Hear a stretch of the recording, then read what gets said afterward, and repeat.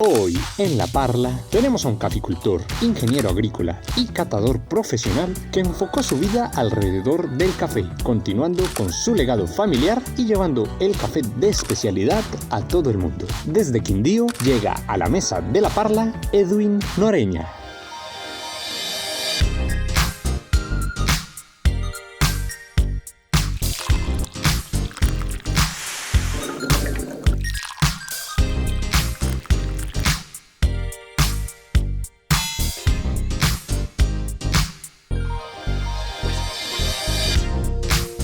Tocayo, ¿cómo estás? Muy bien, Nieto, aquí muy contento de poder realmente materializar este sueño de tomarnos un café con muchos amigos, aprender bastante de ellos y contar historias. Yo creo que eso es lo más importante. No, y buenísimo que en nuestra primera ocasión tenemos a un invitado que es caficultor, ¿no? Edwin Noreña, caficultor hasta prácticamente juez de catación del café.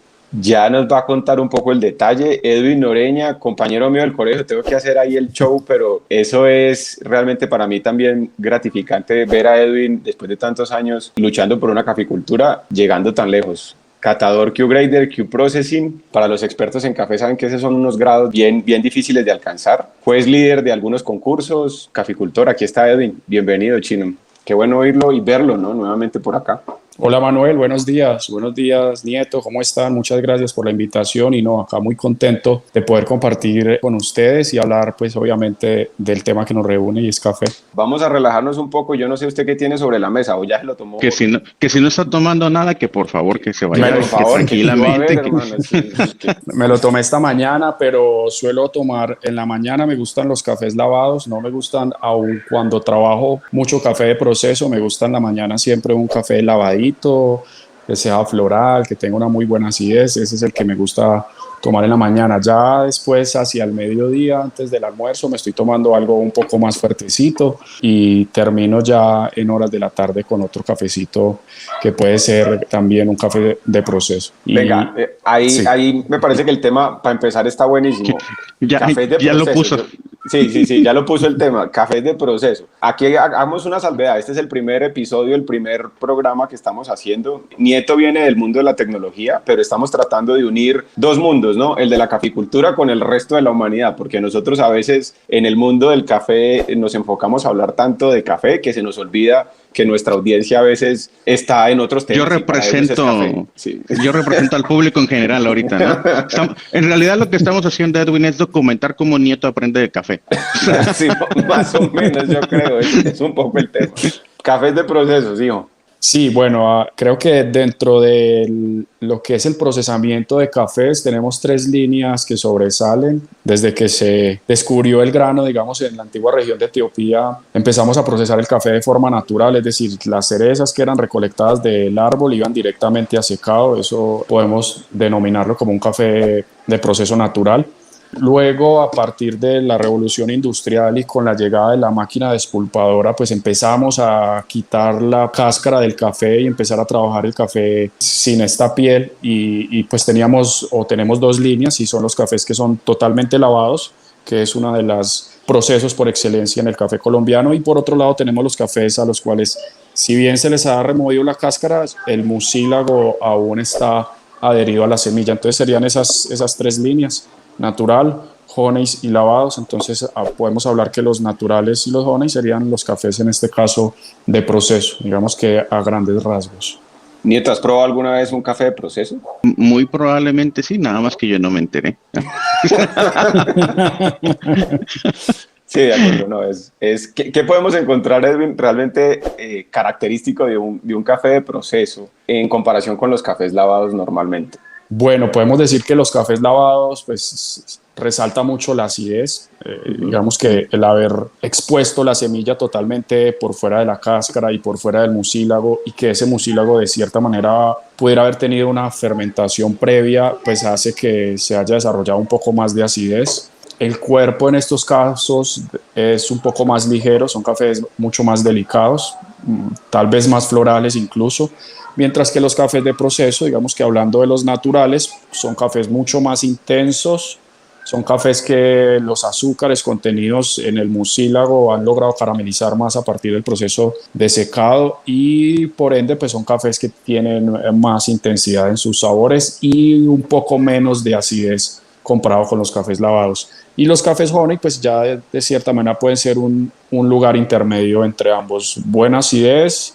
buen cuerpo, buen dulzor y de esta manera podría decir que es un proceso que nos entrega una taza que se podía deslizar entre lo que es un lavado y un natural. Sin embargo, pues hoy en día hay muchas tendencias de procesamiento, hay muchas formas de llegar al lavado o al honey o al natural y eso hace que todos los días, digamos que podamos encontrar nuevas experiencias a partir de la degustación de este tipo de cafés. Yo he escuchado mucho a la gente y un poco el comentario de Edwin ahorita de, a pesar de trabajar con procesos, acostumbro a tomar muchos lavados primero, ¿sí?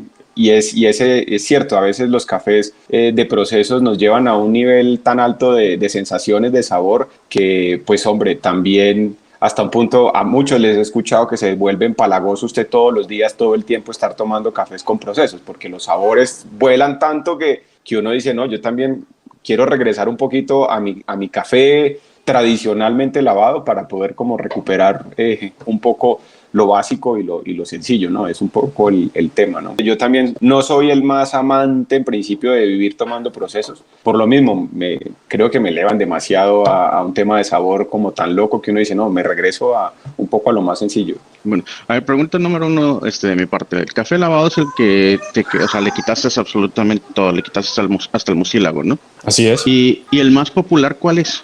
Creo que el proceso por excelencia hoy en día es el proceso lavado. No podría decir, y no tengo la cifra exacta, pero de los 170 millones de sacos que se pueden estar produciendo hoy en día, la gran mayoría de café es lavado. La apreciación que tiene Barbosa es muy cierta. El mercado aún de cierta manera es muy puritano, quiere lo tradicional, quiere el café que sepa café. Sin embargo, hay nichos de mercado que si bien son pequeños, están creciendo a pasos agigantados, donde empiezan a disfrutar de esa intensidad de sabores y digamos que de esa diferencia que puede dar trabajar cafés de proceso. Mucho más definición en ciertos sabores y eso también gusta. Edwin, ¿cómo ha puesto usted a Campo Hermoso, la finca suya y de su familia? Y cuéntenos un poquito de esa historia en esa ruta de los cafés de procesos, porque usted ya ha logrado como tener cierta presencia con algunos compradores internacionales, ha llevado cafés a concursos. Esa historia es bien bonita, me gustaría que la compartiera con todos. Claro que sí, Manuel. Pues mira que tú que me conoces desde que estábamos en el colegio, te acuerdas que pues todo el tiempo era finca, en mi caso. Mi padre fue caficultor, mi abuelo también fue caficultor. Pues vengo de un grupo numeroso de hermanos, yo tengo realmente 11 hermanos en total, entre hermanos medios y digamos que hermanos con realmente, digamos que con alto grado de consanguinidad. Solo fui yo quien continuó como la tradición cafetalera. Mi padre pues heredó varias fincas de café, sin embargo las otras fincas pues fueron vendidas para invertir en otros negocios. Yo heredé como esa pasión que tenía mi padre por la caficultura. Empecé 100% en el mundo del café, totalmente de lleno a la edad de los 16 años, cuando pues fallece mi padre y tengo que seguir al frente de estas tierras. Campo Hermoso es una finca que nosotros apreciamos mucho porque fue la última finca que mi papá compró en vida y donde él se sentía mucho más cómodo. Es una finca acá muy cercana al perímetro urbano de Armenia, en el departamento del Quindío, en Colombia. Entonces siempre quisimos guardar ese legado y conservar esta finca como un patrimonio para la familia. Siempre estuvo el café presente en todo momento, incluso desde mi nacimiento, mi llegada al mundo, pues estuvo el café presente en mi familia. Yo heredo pues esta tradición cafetalera y empiezo a trabajar cafés tradicionales, desde el modelo tradicional de puesta de cafés en commodities. Trabajé de esa manera varios años, sufriendo pues digamos que toda la problemática que tiene hoy en día el caficultor tradicional, donde está inmerso digamos que en una especulación de precios en bolsa, donde hoy el café tiene un precio, el día de mañana tiene otro, con los problemas de los insumos que todo el día o todo el tiempo están subiendo, la mano de obra y demás, donde difícilmente se encuentra un equilibrio o una utilidad de esta manera. Traté en cierto momento de renunciar al café, me volví productor de hortalizas casi por 6 años, produciendo tomates bajo invernadero y algunas otras hortalizas.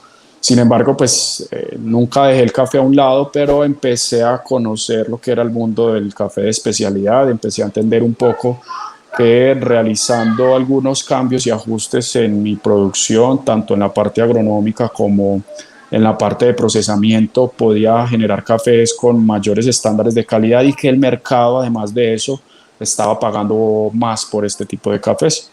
Entonces empecé a entusiasmarme con este mundo de café de especialidad, empecé a preguntar a quienes ya estaban en especialidad, quiénes eran sus clientes, qué podía hacer para que mi café fuera especial, y de esta manera pues empecé en primera instancia a educarme, empecé a aprender a catar. Siento que el caficultor que quiera dar este paso hacia la especialidad, lo primero que tiene que hacer es aprender a conocer su producto, y creo que el lenguaje universal de la catación es un pilar fundamental para poder entender qué estás poniendo, qué podrías poner en el mercado. Y pues me fui enamorando mucho más del mundo del café de especialidad y quise darle un tinte más académico. Empecé a prepararme y empecé a estudiar del mundo del café de especialidad. Ahí fue cuando conocí un poco sobre, pues obviamente, la catación, sobre el procesamiento, y empecé a dirigir a nuestra finca hacia la obtención de cafés en este sentido.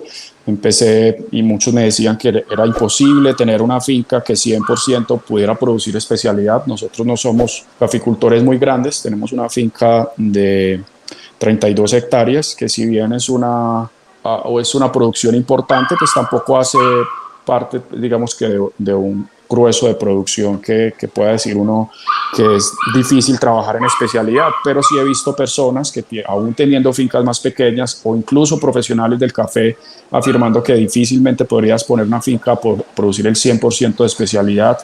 Y pues yo sí soy un ejemplo, y siempre hablo con todos los caficultores, y es que el café podría ser 100% de especialidad. Incluso sueño con un esquema de comercialización diferenciado para el café colombiano. Es que de esos 170 millones de sacos que produce el mundo, los 14 millones de sacos que produce Colombia son cafés diferenciados, y no entiendo por qué no podríamos salir de bolsa y tal vez tener una denominación de origen que nos permita tener un café que cada grano que salga del país tenga un precio diferente.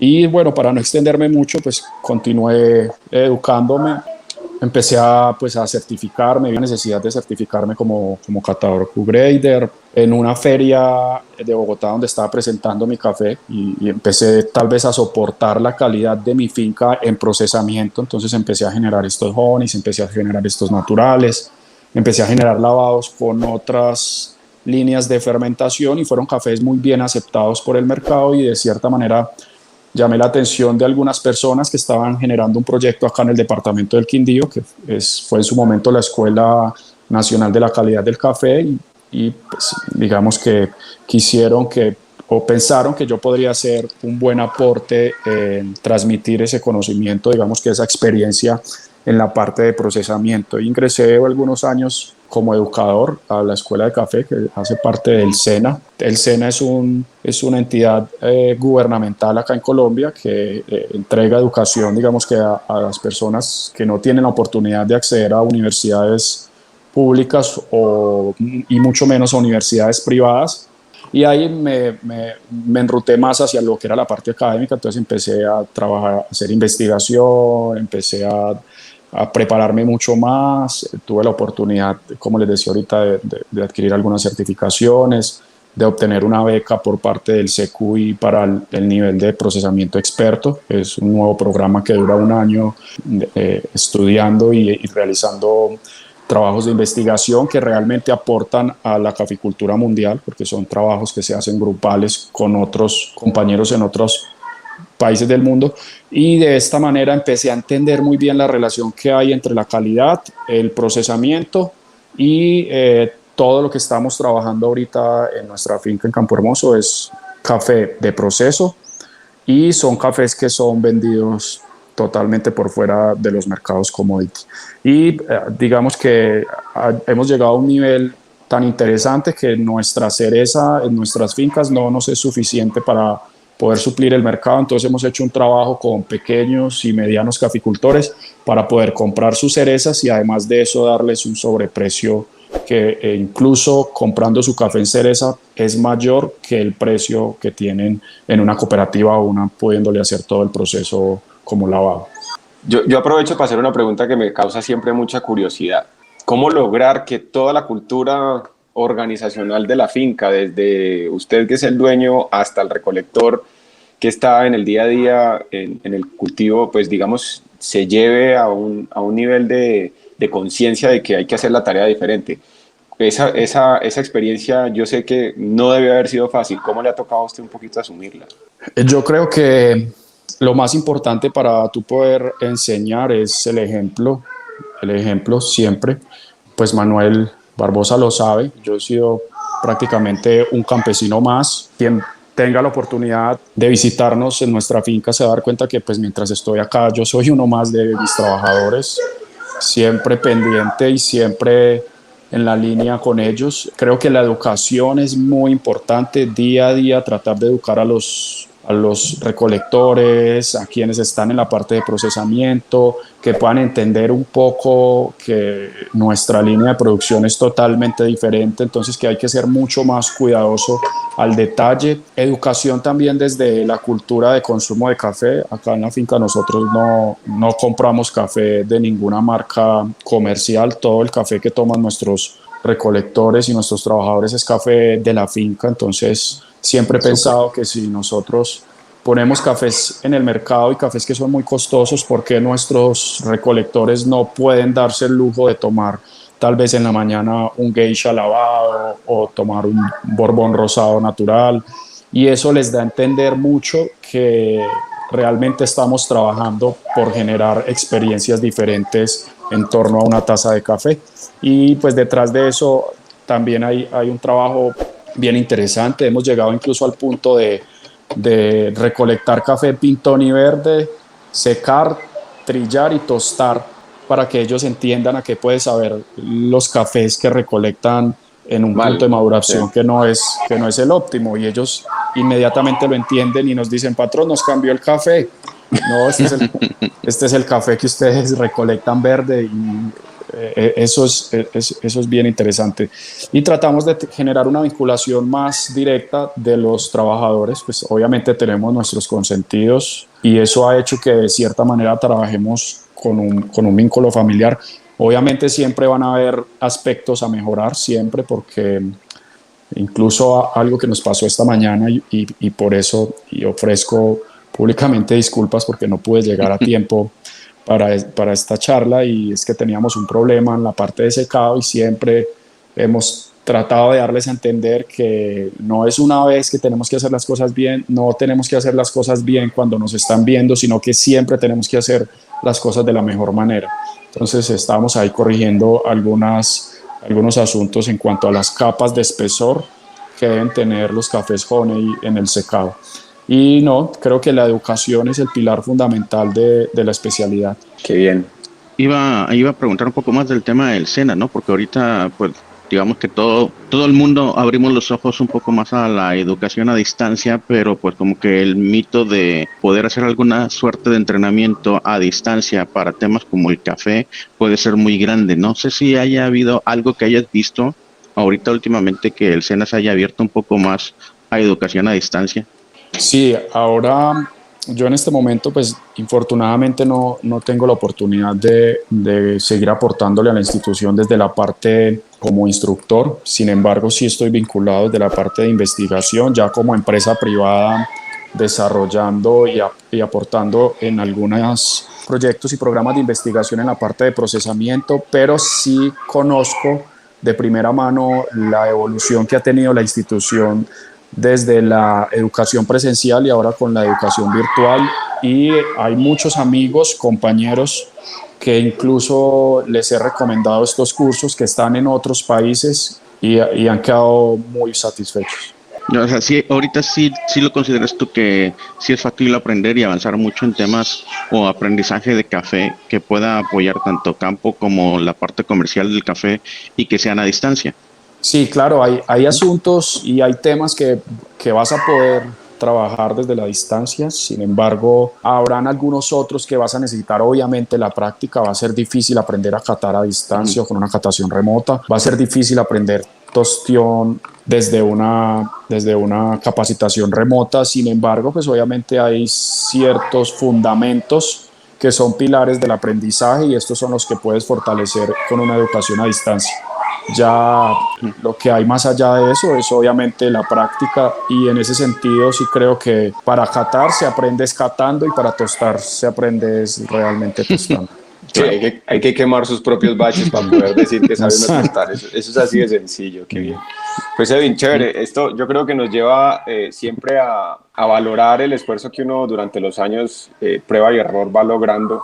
¿Qué puedes contarnos un poquito sobre la comercialización, cierto? Esa prueba y error en la comercialización de este tipo de procesos. Hoy en día en un post-confinamiento, ¿cómo vamos a lograr recuperar una comercialización eficiente para todo este esfuerzo que se está haciendo? ¿Cómo ves esa comparación con el tema también post-confinamiento? ¿Cómo lo vas viendo? Bueno, yo creo que uno como profesional del café y como productor tiene que hacer una lectura del mercado y tú tienes que entender qué posibilidades tienes dentro de tu finca para poder saber qué mercado puedes suplir. En ese sentido, creo que hemos estado acostumbrados a que los clientes sean quienes nos visiten, pero yo creo que es el momento de ser nosotros quienes llevemos el origen a cada uno de nuestros clientes y de nuestros consumidores. Creo que se va a dar la oportunidad de que podamos tener una relación más directa con el cliente. Nosotros tenemos clientes donde estamos haciendo cafés, digamos que para enviarles, y ellos están muy pendientes y enviamos los videos de cómo estamos recolectando, cómo estamos procesando, cómo va su proceso de fermentación, cómo va su proceso de secado. Y esto es un día a día que alimenta sus archivos también para poder generar sus ventas a sus clientes, pero también entienden cómo está siendo procesado su café. Entonces yo creo que es una gran oportunidad para poder llevar el origen hasta el cliente final de forma virtual. Para nadie es un secreto que la forma de consumir el café ha cambiado un poco, aun cuando ahorita ya tengamos una apertura un poco controlada, pero vimos en un momento dado donde la forma de consumir el café o la forma social de consumir el café en tiendas, restaurantes, cafeterías y demás tuvo que parar un poco. Entonces ese consumo en casa empezó también a generar un espectro de mercado muy interesante en la parte de tostado. Nosotros pues, realmente no hemos explorado mucho este mercado de los tostados porque sentimos que no es el momento, porque también sentimos que nos hemos ya afianzado y tenemos ciertos clientes que pagan buen precio por nuestros cafés vendidos en verde y en excelso, pero creo que también es una buena oportunidad para explorar en ese sentido. Aquí hay un punto importante, el consumo nacional, ¿no? ¿Qué tanto has logrado mover en términos de consumo nacional ese tipo de procesos? ¿Qué tanto el país ha probado esos procesos? Pues mira que es algo paradójico porque nosotros empezábamos realmente a suplir el mercado nacional. Muchas tiendas en Colombia empezaron a consumir nuestros cafés, pero de cierta manera se volvió un poco un modelo difícil de sostener porque aun cuando en Colombia creo que aún nos falta mucha cultura de consumo de este tipo de cafés de proceso, seguimos siendo de cierta manera muy puritanos y queremos siempre el mismo café, el café tradicional, el café digamos que con el perfil característico colombiano. Llegó un momento dado en que el mercado, en nuestro caso, hablo de nuestro caso, el mercado colombiano no empezó a soportar el precio de nuestros cafés. Y de cierta manera fue lamentable porque hoy día son muy pocas las tiendas que tienen nuestros cafés en el país. Entonces tratamos de seguir con las tiendas que en un principio nos dieron la mano, que pudimos fidelizar mucho más y son con ellos quienes hemos trabajado el mercado nacional.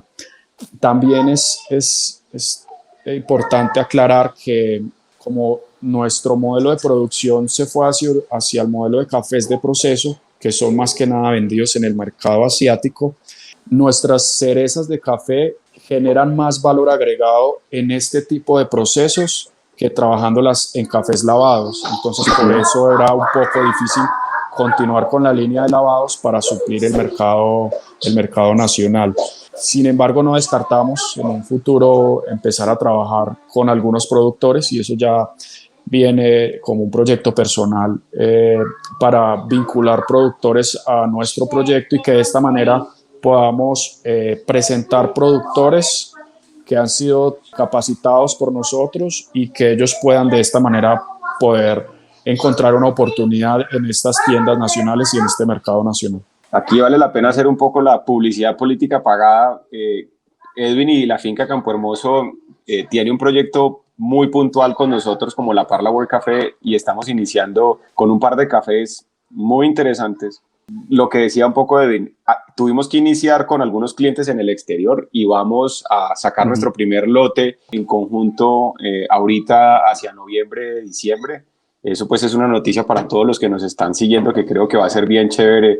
Y vamos a poder dejar, porque uno de los propósitos con Edwin fue ese, vamos a dejar parte de ese café y parte de esa producción de esos lotes los vamos a poder tener en las tiendas de la Parla, o sea que va a ser un año bien interesante, un fin de año muy interesante para los que nos gusta también esa experimentación con buenos cafés. Esa era una nota que quería dejar que no me la podía perder porque esta oportunidad con Edwin ha sido súper, súper interesante. Gracias Edwin por eso también.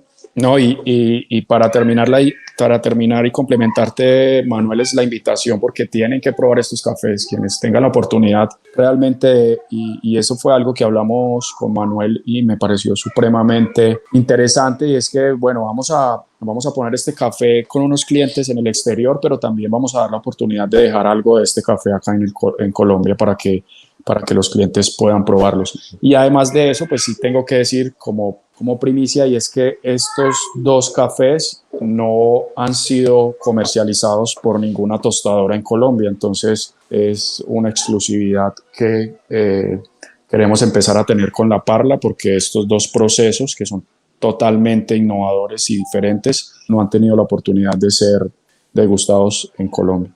Mejor dicho, estamos todos ansiosos porque esa vaina salga, porque ya estamos a puertas de la exportación y obviamente necesitamos que llegue ese momento para también dejar parte de ese café de lo que vamos a tener ahorita en noviembre. Súper.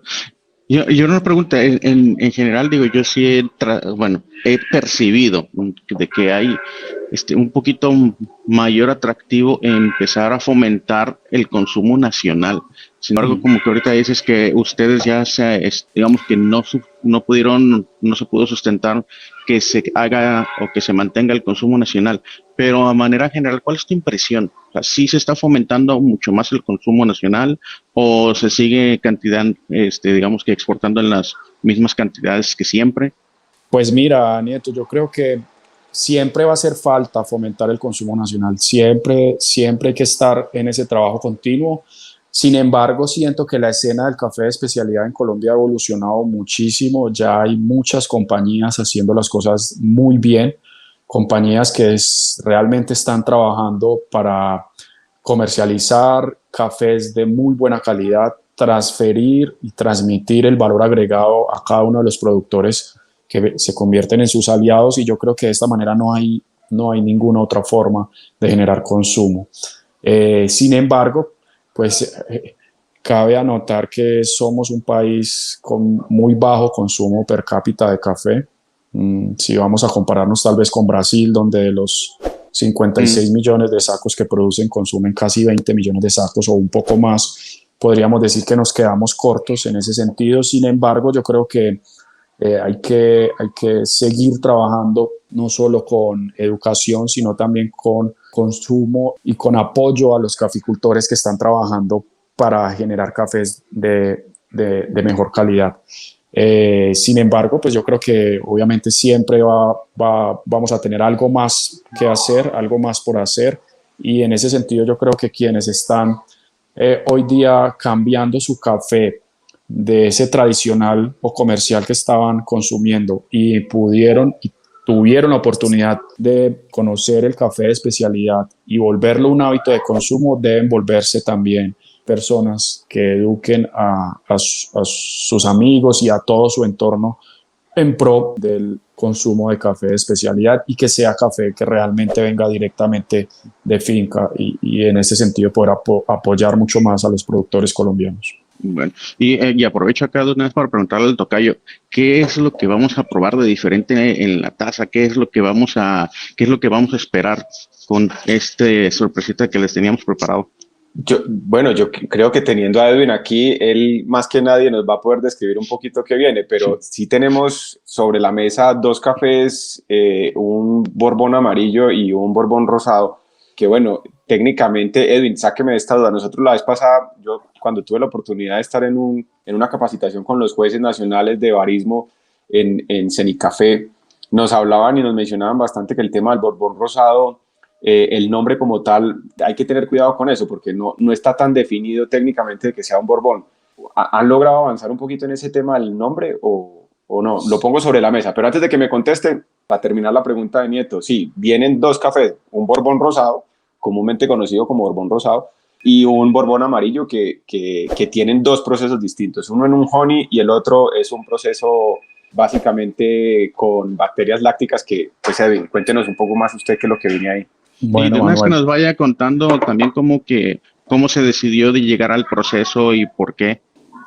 Bueno, en cuanto a la primera pregunta sobre la variedad Borbón rosado, pues creo que aún no se ha avanzado en poder categorizar la variedad. Realmente muchos creemos que fue una variedad que se pudo haber generado con el cruce esporádico de variedades cuando se estaban lanzando las primeras variedades Colombia.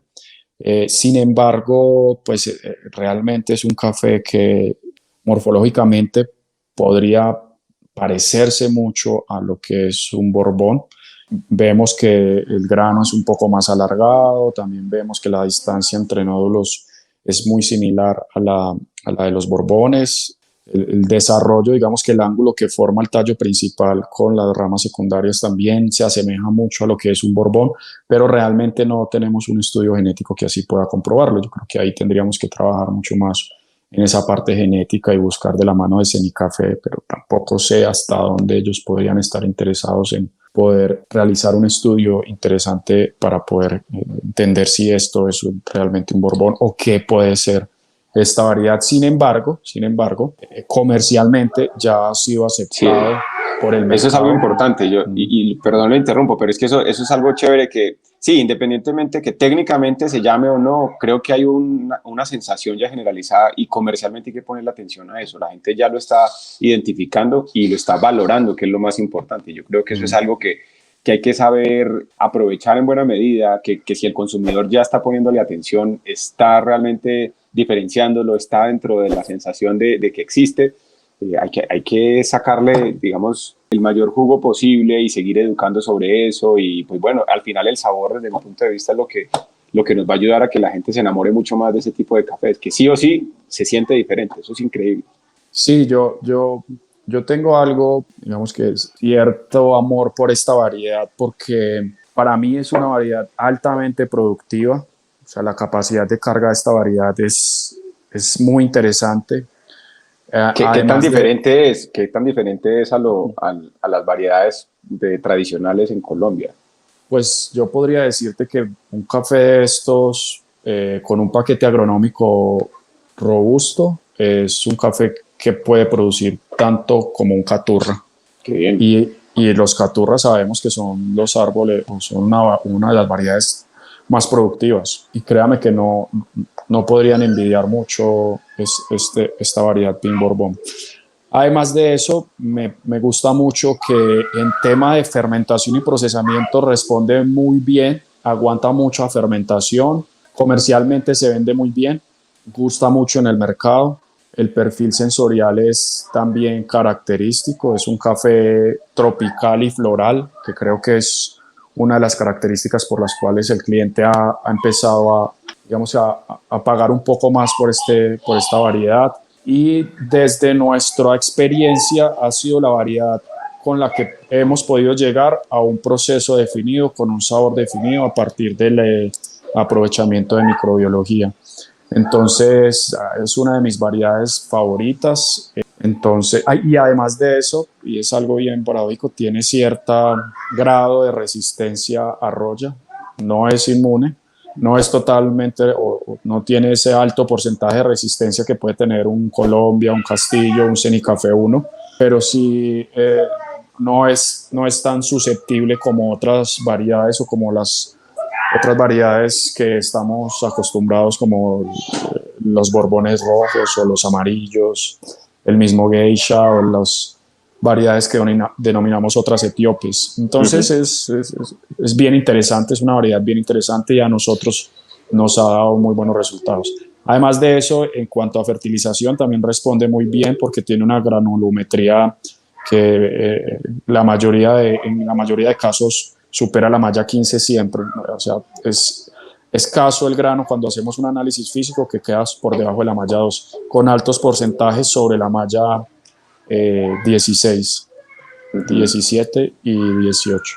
Super. Y ahí toca yo traducción de eso.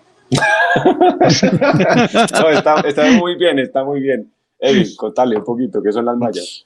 No, es la clasificación por granulometría, por el tamaño del grano, ¿sí? No. Entonces, digamos que el borbón rosado, cuando hay un muy buen paquete agronómico, tiende a desarrollar alto porcentaje en esas mallas superiores, ¿sí? Que es los granos más grandes. Exacto, el tamaño del grano. 18, de mayor a menor, 18, 17, 16, 15, 14, 13 o 12 o 0, 12 o 0. Siendo casi siempre la fórmula para exportación de especiales 15 arriba, malla 15 es malla 15 arriba. Entonces, como tenemos tan poco porcentaje debajo de la 15 en esta variedad, pues prácticamente todo lo que obtenemos del árbol es exportable. Edwin, la pregunta ácida de la charla, ¿tienda? ¿Va a montar tienda o no? ¿Va a darnos el lujo de poder ir a probar esos cafés no solamente en La Parla? Sí, yo siempre he soñado con tener una tienda de café, siempre lo he querido tener, pero no es el momento aún. Yo, pues además de tener al frente pues este proyecto familiar que es la finca, pues trabajo con algunas multinacionales en la parte de consultoría. De hecho, en unos pocos días tendré que viajar a la tierra de Manuel, a México, a trabajar en 2 regiones, que es Ixhuatlán del Café, y estaré por los lados de Chiapas en la frontera con Guatemala. Entonces, pues he buscado fortalecerme un poco desde mi experiencia profesional, aportando con estas compañías para poder tener el momento donde me dé, como dicen muchas personas, un año sabático, que no sería tan sabático, sino que es un año donde yo pueda generar un concepto personal y diseñar, como siempre he soñado, una tienda de café. Nosotros acá en Armenia tenemos un lugarcito que siempre hemos resguardado para poder materializar este proyecto, y yo espero que no pasen muchos años para poder brindar esa experiencia que sería muy ligada a la experiencia acá de la finca. Nosotros aún no abrimos las puertas para poder generar turismo, pero sí también tenemos un proyecto a mediano plazo donde pues Campo Hermoso se pueda convertir en un centro, en una experiencia para académicos del café y también para quienes quieren aprender un poco del café. Queremos tener pues nuestros laboratorios con certificación, queremos también vincular al CQI para que podamos tener certificaciones en catación, certificaciones en procesamiento, que las personas puedan venir, aprender un poco, visitarnos, conocer nuestros cafés y aprender también sobre este maravilloso mundo del café. Y todo ligado un poco a la parte de la tienda, que esperamos que Dios y la vida nos den licencia para materializar estos proyectos. Qué bien. Oye, te hago una pregunta de perspectiva, ¿no? Y es que, digo, a veces se dice que en Colombia falta mucho, que se debería de aprovechar el café mucho más y todo, pero pues yo que tuve la oportunidad de vivir también un rato en Colombia y que estoy ahorita en México y eso, digo, yo siento que si bien en Colombia falta mucho, pues en México falta muchísimo, ¿no? Y aprovechando que vas a venir, yo asumo que no es la primera vez que estás viniendo. ¿Qué crees que le está haciendo falta a México todavía para que también pues se vuelva un jugador importante o relevante en el tema de café? Porque yo siento que no tenemos un programa como el SENA, a lo mejor acá el equivalente podría ser el CONALEP, pero no tiene ni siquiera absolutamente nada en materia de café. Y el café es muy diferente.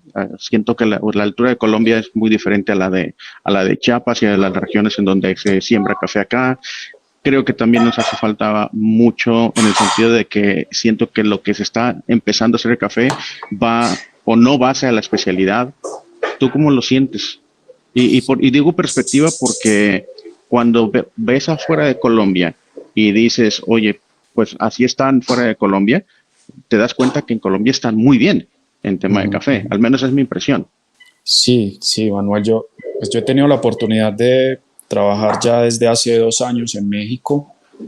Pues yo siento que primero que nada educación, tal vez poder fortalecer una institución que empiece a generar espacios donde los caficultores, los amantes del café y que quienes vean una oportunidad en el café como estilo de vida y como profesionalización también puedan encontrar un lugar donde puedan capacitarse, educarse y aprender mucho más sobre el mundo de la especialidad. Creo que eso podría ser algo que podría estar faltando en México. Siento también, y es la apreciación que he tenido con mis visitas, y es que hay una tendencia fuerte hacia la producción de cafés en una línea industrial. México tiene un modelo un poco diferente al modelo colombiano, y es que en Colombia cada caficultor tiene su zona de beneficio, su máquina despulpadora, su infraestructura de secado, y eso hace mucho más artesanal nuestros procesos. Y de esta manera creo que también hay una mejora en la calidad de la bebida. México tiene un modelo un poco diferente, centrales gigantes de beneficio, donde el caficultor comercializa no su café como pergamino seco, sino como su café como cereza, y esto llega a una masa gigante y entonces ahí no hay mucha diferenciación. Creo que eso podría ser otra desventaja que pueda tener México en ese sentido. La oferta climática, pues aun cuando creamos que Colombia tiene una de las mejores ventajas comparativas y competitivas y tenga mucho más, como decimos algunos profesionales del café, más terroir o más condiciones aptas para el cultivo del grano, sí he podido visitar muchas regiones donde hemos hecho algunas pruebas de diferenciación con lotes pequeños y hemos encontrado resultados increíbles. Entonces yo creo que tal vez esa forma industrial de producción ha hecho que la parte ambiental y la oferta ambiental que tiene México se sienta que no está aportando mucho en la obtención de estos cafés de calidad. Entonces creo que sí es importante poder generar diferenciación. Por otro lado, creo que también el tema de variedades ha estado un poquito, digamos que ligado a lo que son la obtención de variedades digamos que con centros de investigación que están más enfocados en la producción de cantidad que en la producción de calidad. Nosotros hemos encontrado en algunas regiones de Ixhuatlán con algunos pequeños productores algunas variedades ancestrales típicas, borbones y demás que catan increíble. Muy pocos caficultores tienen una variedad que es prácticamente de ustedes, creo que tal vez la conocen, y es la variedad Garnica, que es una variedad que solo se ha podido encontrar en México y que creo que también es algún resultado de algún cruce genético o algo por el estilo, y esa variedad ha ido desapareciendo mucho. Dejaron introducir mucho algunas variedades provenientes de centros de investigación centroamericanos, que no vale tampoco la pena traer al tema, pero creo que es mucho es un poco de varias cosas. Entonces, diferenciación, que se ve un poco atropellada por la industrialización, el tema de variedades y obviamente mucho más importante el tema de la educación. Y es que sí, o sea, tomen nota porque luego, digo, yo sí he visto bastantes cosas que se dice o que se fomenta que se deben de mejorar en Colombia. Podrían ser mejor, pero están muy bien, ¿no? Y están avanzando. Vamos llegando a nuestro final. Yo creo que ha sido un rato muy agradable en realidad. Edwin, gracias por compartir con nosotros la experiencia, la historia. Y yo creo que aquí nos vamos a tener que seguir viendo a tomar más café porque quedaron fue temas por detallar y por profundizar. O sea, este va a ser siempre el espacio en el que podamos ir atendiendo diferentes temas y vamos especializando. Yo pues quiero despedirme realmente con un agradecimiento muy especial. Edwin Nieto, ha sido una mañana y un rato muy agradable. No, pues muchísimas gracias por estar aquí en este espacio de documentando el aprendizaje de Nieto. Y la idea es de que, pues bueno, además de que aprenda bastante, pues de que tengamos bastantes capítulos en donde el café sea el pretexto para estar platicando no solamente de café, sino que de muchos otros temas. Entonces, pues ya saben, hagan la rutina, compartan esto para que lo vea más gente, nos acompañen en próximos episodios. Edwin, mil gracias. Gracias, Manuel. Que estén bien. Vale, cuídense mucho, que disfruten. Manuel, gracias. Un abrazo, muchas gracias. Chao. Chao.